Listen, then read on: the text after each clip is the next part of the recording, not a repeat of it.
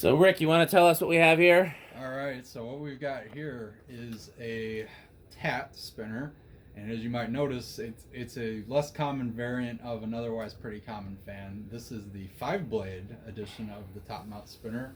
This is known as the FN series. They're not real common, but they do pop up in the Chicago area occasionally. And it is a 42 inch. I don't know the exact year. I'm going to bet probably 85, 6, or 7 in that range or so. Is that most of the ones I've seen are from that. It would have a date sticker, but it's worn off. As you might be able to tell, this fan is not in the prettiest of condition. This was an abandoned. It actually looks okay in the video. Yeah, no, it's not bad. For this was rescued from an abandoned dry cleaners not far from here, and I don't know what kind of life it's had, honestly. I mean, it was pretty dirty, but not like caked with dust, so I would assume it was used somewhat, but not like real crazy. But yeah, so this hung over the inside. It was inside the window of an old dry cleaner. So, and there was also a air-cooled GE vent fan. I personally find fans and dry cleaners to be very uncommon, and I'm always kind of excited to see them. It was an interesting install. In fact, like I said, it was behind the glass. So like if you walked up to it as a customer, you wouldn't even really see them. But they were behind the counters, presumably for whoever was working there. But, yeah, I'm all very peculiar install, but I guess there have been a few dry cleaners that I've seen over the years that had fans, and usually they're in like the customer area. Yeah. Yeah, I was definitely surprised to see that dry cleaner that had all those fans over the machines. Yeah. I pulled those view fans out of, or whatever those were. Right. But yeah, I mean, and I don't know how that building that it was in has probably been abandoned at least 2 or 3 years, probably longer than that. I'm gonna bet more like 5 or 10. Did you specifically not want to say what city? Oh, it was in Gary, Indiana. Yeah, this is a Chandru. That is definitely a. This is an homage to Chandru. It's either an homage or Eat Your Heart Out Chandru, but I think it's more of an homage. It's an homage, I'm gonna say.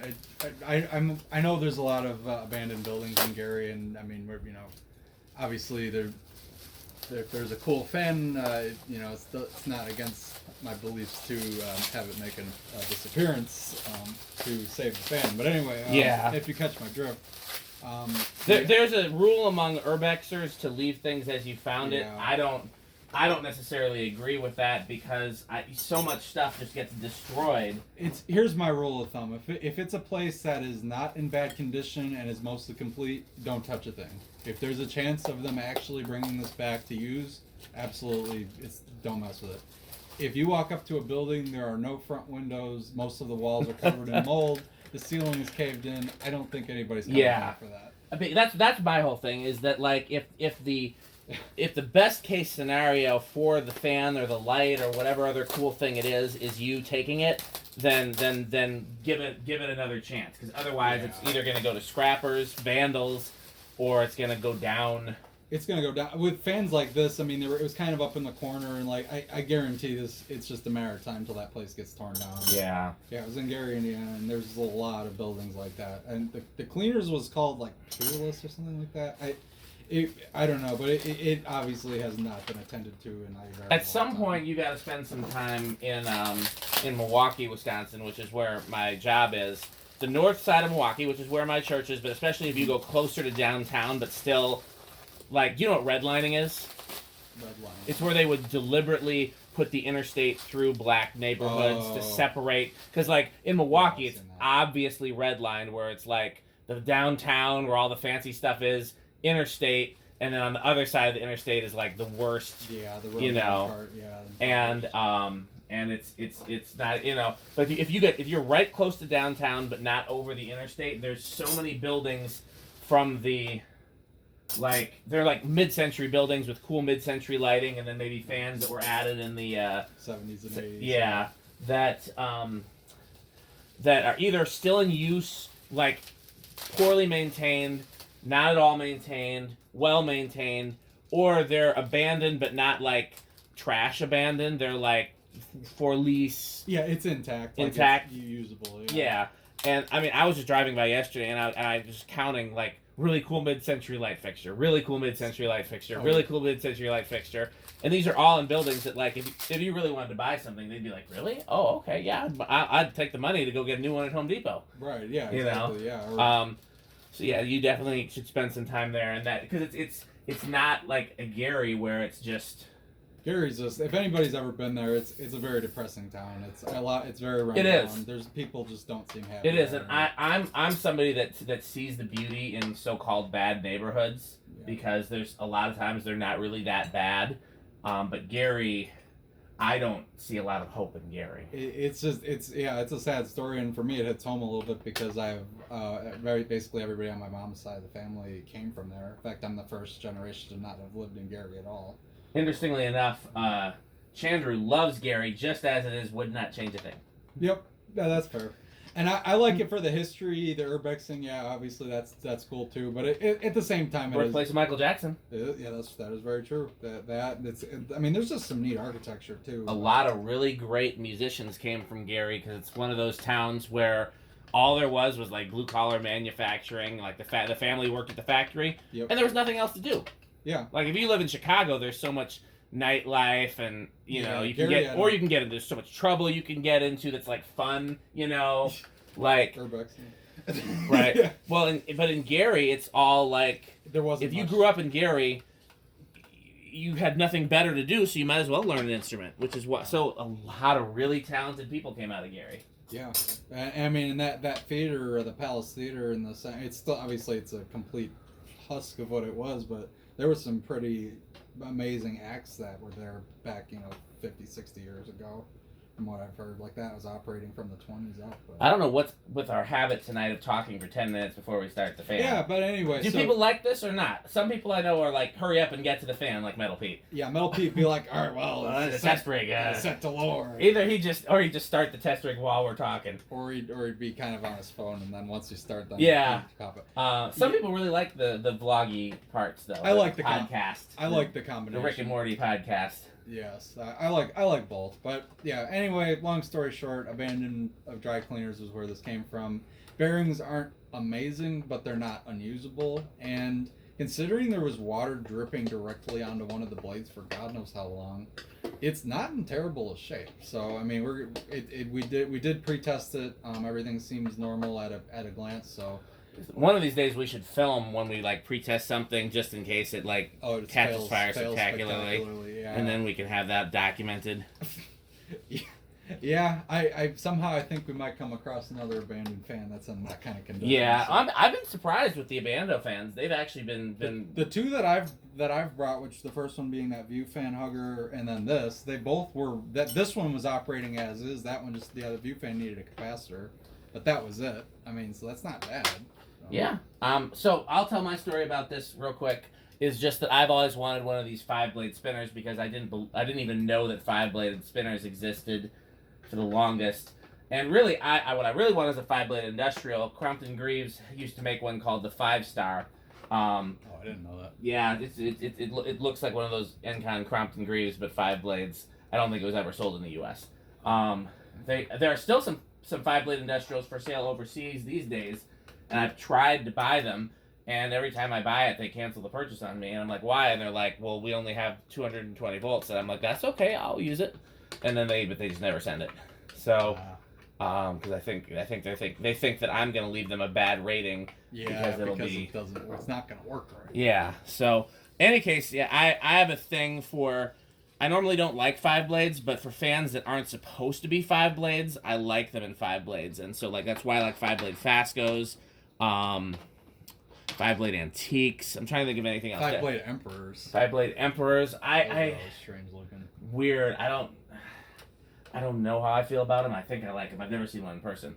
Yeah. But definitely 5-blade spinners and industrials are something that I want. I was telling Rick earlier, I want this in so much as I am happy that it is at Rick's house.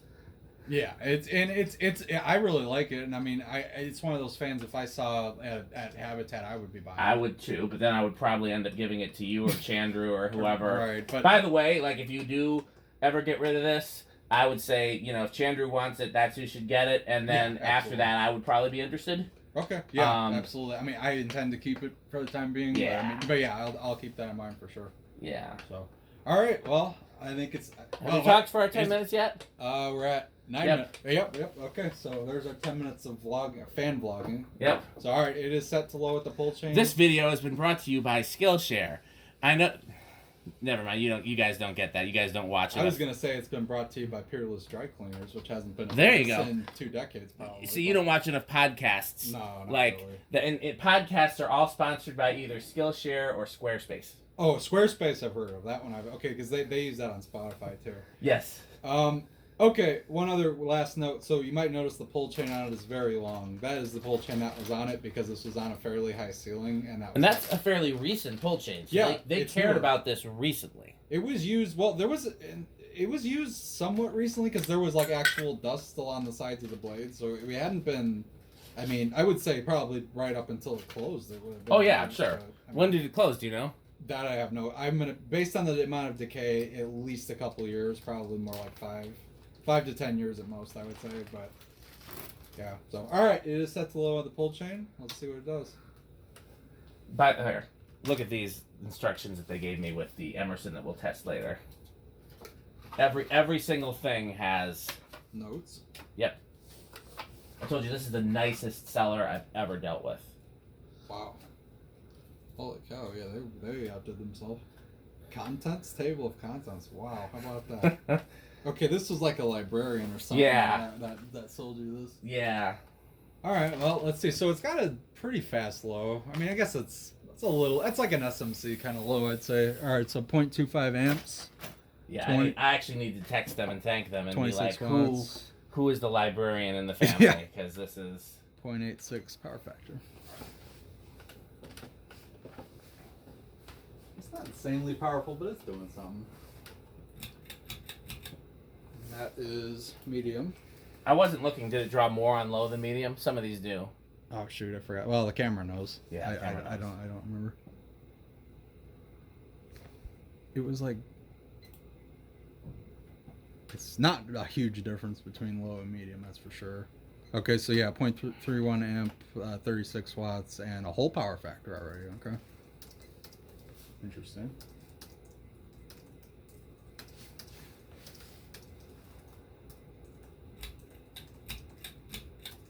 Hi.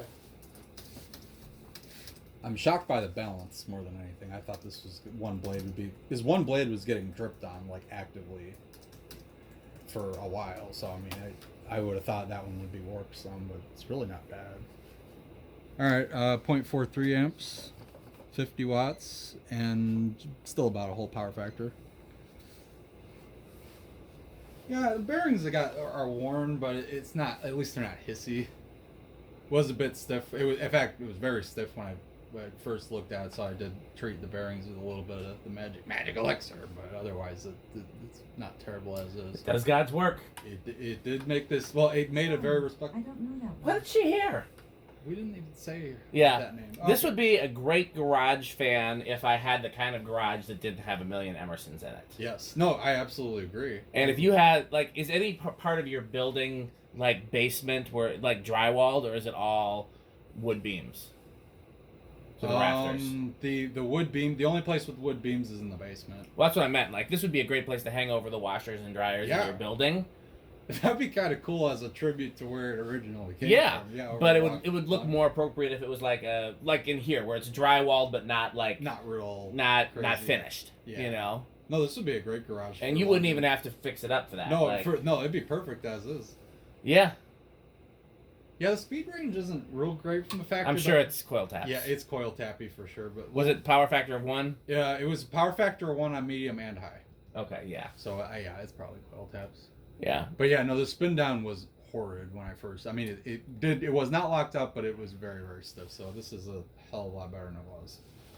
These are the same TAT motors that you see in a lot of like Moss WF series and things like that. Oh, interesting note, and I don't know, it does not say Moss on it anywhere, but according to at least 1, maybe 2 internet sources, a lot of people were saying these were probably labeled as Moss from where they were sold. That would surprise me, but I don't know that to be not true. So all I know is it says FN series, which is definitely the model number. That's probably where they're getting that from, because Moss. That sounds mossy. Yeah. Although that said, did Moss ever put WF series on the Moss labeling, or was that factory labeling? That I don't know. Because TF series, I don't know. What was this one again? FN series. FN. Yeah. Moss would have ended with F. Because it's always for fan. Something fan. Alright, well, let's see. Where do we think this is going to start? I'm going to say 2. I'll say 3 then. Alright. 1, 2. I promise I haven't tested this. Yeah, I definitely want to see this hanging somewhere, but for it to hang in your apartment, you would definitely need to restore it. Restoration, yeah. As is, like a garage or basement would be perfect for that. Or yeah, like any workroom kind of thing. What about your dad's garage? That's what I was thinking too, and I know what they would say. Oh, no fans in the band. Alright, here is 3. I'm gonna bet like probably a 4.711 is probably going to be like a good one for this. Yeah. Because the factor speed's pretty good. I want to find a nice industrial that we don't really care about, but it's nice, and then hang that in the men's bathroom at my church. Yeah, no, when we go up there and change those light bulbs. That wouldn't be that hard to do. No, and I'm sure it's 120 because. Oh yeah. Okay, here's 4. So yeah, this would be a good low speed if it was on a wall, even a tad fast maybe, but. I'd be shocked if those fluorescents were 277. I highly doubt it. Or I guess 208, but that seems even less likely. Yeah, I'm pretty sure because I don't know if there's 3-phase. I should look at one of the panels and see. So what we would just use a stud finder and find where the I would just hang it to the grid. I would just like lay a 2x4 across the grid. The ceiling tile grid? Yeah, that's how I hung all the fans in the old community center. Oh shoot, I didn't. Because with those ceiling grids. Some of them are structural and some of them are not, and you have to make note of which ones are structural. Oh, okay. I thought you were talking about just the drop ceiling. No, I'm talking about the drop ceiling grids, not the tiles, but the metal grid. I know, but I wouldn't trust that. So how do you think those fluorescent lights are hung? Like troffers? They just sit in the grid. I thought the ones in my parents' old house, they had wire, like pieces of wire attached to the wooden studs. That's residential. In commercial, they just sit on the grid. Really? Okay. Yeah, those grids are strong enough to support me, as long as I go across. The support part. Yeah. Is not. Yeah. Well, I mean, hey, if yeah, no, I've hung cast iron fans that way. Well, just get a 2x4. I usually go with an 8-footer to spread the weight across. Okay. And then go across the ones that are structural, because usually, not always, the structural ones go one way and the decorative ones go the other way. Right. But it's not always. Sometimes whoever hung it was, All right, so this is 5 on meth. Yeah, I should probably keep this going. Yeah. Well, yeah, keep it going. What's next? We need Pete here. We're just gonna vlog all day. Alright, here is 6. That's about where the factory low was. Here's 7. Yeah, I'm thinking a 4.711 probably gonna be spot on for this.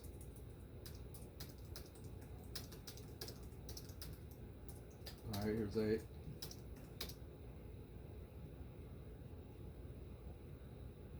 Another interesting thing I noticed about this TAT versus the 4-blade, like this exact fan and 4-blade, the motor screws, like for that hold the 2 pieces of the motor together, are on the outer edge on those versus this one's on the inner edge.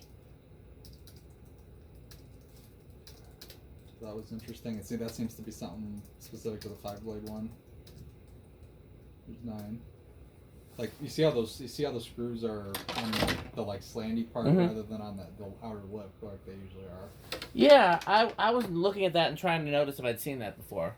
I've only seen that on the couple of 5-blade ones I've seen have that. I wonder if that's because the places that you would normally put screws because of the extra motor hole. Yeah. Maybe. Yeah, that could be. All right, here's 10.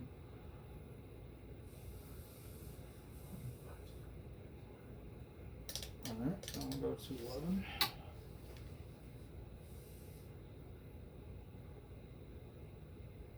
Yeah, hands down, 4.711 would be awesome on this.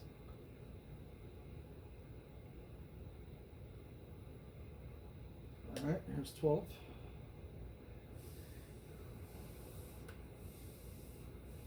I also find it funny how that one little piece of plastic literally turned like mustard gold. Yeah, probably from the heat and the dry cleaners. Well, and there were T12 fluorescent fixtures right over it too. I don't. How much UV do those put out? Those are probably the most. Like I know T12, those 8-foot T12s definitely put out more than other ones. But yeah, no, the heat and humidity from all that. Oh boy, yeah, I can't imagine. Let me sneak past again. I'm trying to get this next one ready to hang. Sure, this is 13. And I'm gonna see if the motor needs any TLC before we. And here is 14.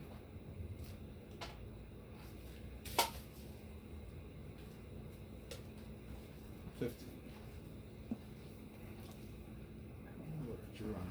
think we got a little ways to go. I don't remember where it was. Yeah, I thought it was in the .4s, but I could just be attributing that to a different one. The high switch to see where we're at. Here, Okay. gifts for you. I don't know what it is. It came with the fan. I don't know what the hell is this. Oh. I could not even begin to guess what this is. This looks like a piece of something. Alright, so we're at, okay, so high switches, I flipped that on temporarily, so yeah, 0.43 is high, so back down to, here's 17. 18. 19. And 20. So any control safe on it. Alright, there's 21.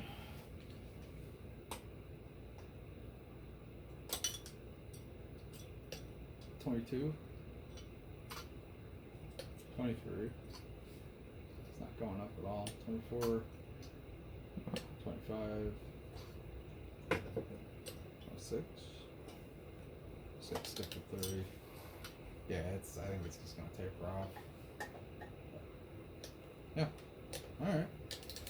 Now solid state's gonna be interesting. I'm optimistic. I am too. It's been pretty good so far. While you're up, can you hand me an eyeglass screwdriver? Like, you mean as in like a really small The smallest one you got, yeah.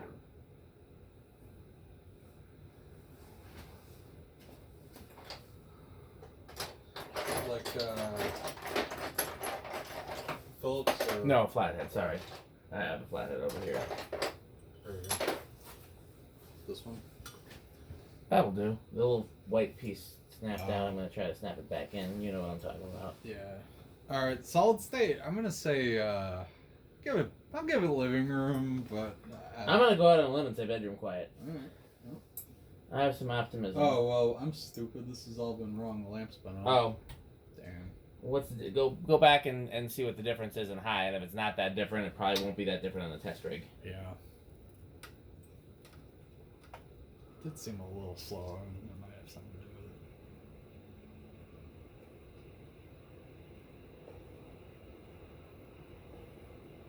it. It's definitely faster, but I think the current draw is about the same. It's like I think 0.41 is where it was capping off at, so it's...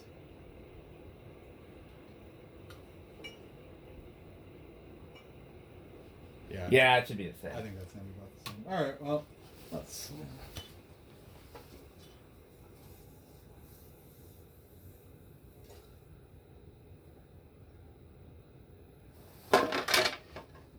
Those poor blades are seeing the worst of everything. Yeah, that's not... We should put them somewhere safer, because those are actually nice blades. Right. Every video, somebody knocks them. Alright. Sometimes they're metal, sometimes they're less metal, but they... Ooh. Oh boy. Yeah, I was afraid of that. So far, it's not horrible.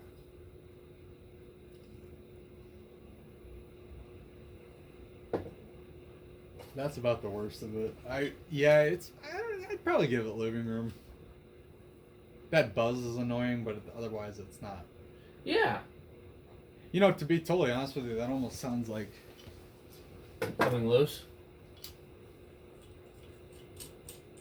It might be the blades, because I didn't mess with the screws and nuts that hold them to the irons, because they're just solid rust. Well, why don't you stop it and just check it and make sure that they're not, like, super loose? Well, there were. I mean, I checked them by hand. There were none that were like Okay. obviously loose. But I guess I'm saying is if I reef those down, and heck, I could even put rubber washers, might be a little quieter. But, all right, well, not terrible. Yeah, I would call that. I would call that. How much of a rush do you feel like it's gonna be? I'm gonna say small inrush. I'll go with no inrush. I have not been looking at the meter at all. Usually I can pick up some clues. Like what it's generally gonna be. Yeah, when I've been watching, but in this case I have not. All right, so we do know for a fact it's 0.43, not 0.41, because the lamp was on the first time. So let's see where we're at. 0.48. That's pretty. That's actually a big inrush. That's big inrush. Okay. So neither of us got it right, but in my defense, if I'd been watching instead of working on other fans, there's a good chance I would have gotten it right. I'm pretty good at anticipating based on clues. One thing I'm gonna so it's on the video, I'm gonna cycle through the factory speeds one more time just so I have the right readings on here. Sounds good to me. So that's factory medium. We're at 0.31, 36 watts, and a whole power factor. Yeah. Whole power factor. Whole power factor. And here's factory low. Let's see where we're at. 0.25, 26 watts, and yeah, so low's 0.85 power factor. All right, cool.